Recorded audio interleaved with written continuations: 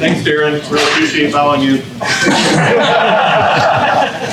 So, in the theme of tomorrow's theme is performance, and so I decided, since I started this whole thing a long time ago, that I would give a history of the LabVIEW performance presentations that have been done over the years. So the earliest thing that I can find, how many remember LabVIEW Technical Resource? Hey! Great, HD systems. Lonnie Anderson used to work at it, and I wrote this article in 1994, I think is what it was. Yeah, winter 1994. LabVIEW Memory Secrets, where he talked really for the first time about LabVIEW performance considerations. Then, I think the following year, I wrote a presentation called Performance Tuning in LabVIEW that I proceeded to present for, I don't know, 10 years or so. It also got translated into other languages. I couldn't find the German one, but there's a German one somewhere that we did. And that's where that's when we first started talking about execute data and operate data and, details like that. How many of you understand all those things? Is that still relevant for architects these days to understand these things? This was one of the other themes about this presentation is that these performance presentations almost always trigger changes to LabVIEW. We would get in the first place I ever presented this presentation was to LabVIEW R&D. And then, Jeff and Steve all got into an argument about how LabVIEW really worked. I had the data that said, here's how LabVIEW really works. And so then that led to the fake copy required flag. There's also this part of the presentation where building arrays, doing build array inside a loop, bad. Well, it used to be really, really, really bad.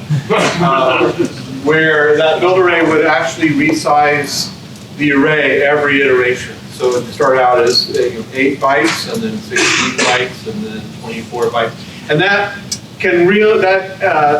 is the worst case scenario for fragmenting memory over time. And so on my Sun workstation at the time, I estimated that this loop, which is going to execute 100,000 times, is going to finish about in 12 hours. That led to changes to build array where inside of a loop that it would resize in bigger chunks. And so it's still a bad way, don't ever do this, but it performs a whole lot better now than it used to. Then there were other variations on my presentation, Greg Fowler used to be the LabVIEW product support engineer. We had an affectionate nickname for him that I won't repeat. But he wrote a variation on it.